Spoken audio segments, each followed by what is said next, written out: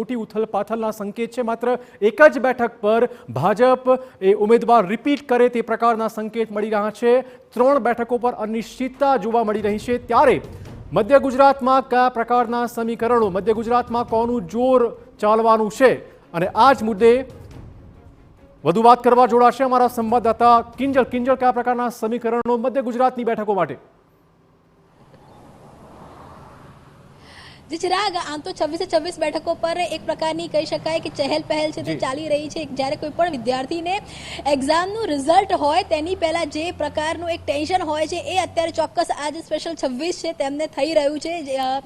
એક કે બે મોટા નામને બાદ કરીને તમામ લોકો જ્યાં સુધી સત્તાવાર રીતે નામની જાહેરાત નહીં થઈ જાય ત્યાં સુધી એક જે ટેન્શન છે, આજની રાત જો જાહેરાત થાય તેની શક્યતા નહીવત છે, ત્યારે એક ટેન્શનમાં ચોક્કસ ગુજરવાની છે। મધ્ય ગુજરાત એવી સીધી વાત કરીએ તો મધ્ય ગુજરાત એક એવું કોમ્બિનેશન છે કે જ્યાં શહેરી વિસ્તાર પણ છે, ટ્રાઇબ વિસ્તાર પણ છે, સવર્ણનો આખો વિસ્તાર છે અને ત્યાં જો વાત કરવામાં આવે તો 3 એવી બેઠકો છે કે જે 50-50માં ચાલી રહી છે। એટલે કે આ બેઠક ઉપર રિપીટ કરવામાં આવશે કે નો રિપીટ કરવામાં આવશે તે નક્કી થયું નથી। પંચમહાલની બેઠકની વાત કરવામાં આવે, રતનસિંહ રાઠોડ એક સમય અપક્ષથી લડ્યા હતા અને ત્યારબાદ ભાજપમાં જોડાયા હતા। કામગીરીની દ્રષ્ટિએ વિસ્તારની અંદર કામ છે, પરંતુ તેની સામે જ્યારે રાજ્યસભામાંથી જે ઉમેદવાર લેવામાં આવ્યા એ પણ તે સમાજના છે, તો કદાચ આ જે બેઠક છે ત્યાં નો રિપીટ થિયરી લાગુ પડી શકે છે, પરંતુ કામની દ્રષ્ટિએ જોવા જઈએ તો રિપીટ થઈ શકે છે। એટલે આ બેઠક 50-50માં છે। તેની સાથે દાહોદની વાત કરવામાં આવે, જશવંતસિંહ ભાભોરનો પરિવાર વર્ષોથી ભાજપ સાથે સંકળાયેલું છે, પરંતુ સ્થાનિક સાંસદ સામે અનેક ફરિયાદો છે। એટલે આ બેઠક રિપીટ અને નો રિપીટની વચ્ચેની લટકતી તલવારમાં વર્તમાન સાંસદ અત્યારે ચોક્કસ કહી શકાય।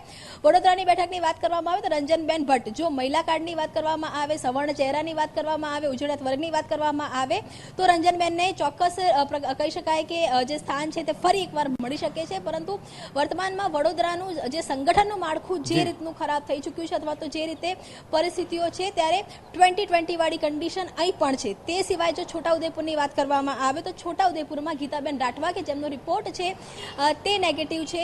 ટ્રાઇબ વિસ્તારની અંદર નારણ રાઠવાની પણ એન્ટ્રી છે તે થઈ ચૂકી છે, તેના કારણે છોટાઉદેપુર બેઠક હાલમાં નો રિપીટની અંદર મૂકી રહ્યા છે। તે જ રીતે આણંદની વાત કરવામાં આવે, એકમાત્ર એવી બેઠક ભાજપ માટે કે જ્યાં ચરોતર પાટીદારને પ્રભુત્વ આપવામાં આવતું હોય છે। વર્તમાન સમયમાં મિતેશ પટેલ ત્યાંના સાંસદ છે, પરંતુ અહીંયા બીજા પણ યુવા ચહેરાની વાત થઈ રહી છે। આણંદમાં સરપ્રાઇઝ ફેક્ટરમાં મહિલા ઉમેદવારની પણ પસંદગી છે તે થઈ શકે છે। એટલે હાલમાં આ બેઠક પણ નો રિપીટ થઈ રહી છે। એટલે કે જે કુલ 6 બેઠકો છે તેમાંથી 2 બેઠકો નો રિપીટ થઈ રહી છે, માત્ર એક બેઠક રિપીટ થઈ રહી છે, જ્યારે 3 બેઠકો 50-50માં ચાલી રહી છે। બિલકુલ, ધન્યવાદ કિંજલ। તો આપણે કહી દઈએ કે મધ્ય ગુજરાતમાં પણ સમીકરણ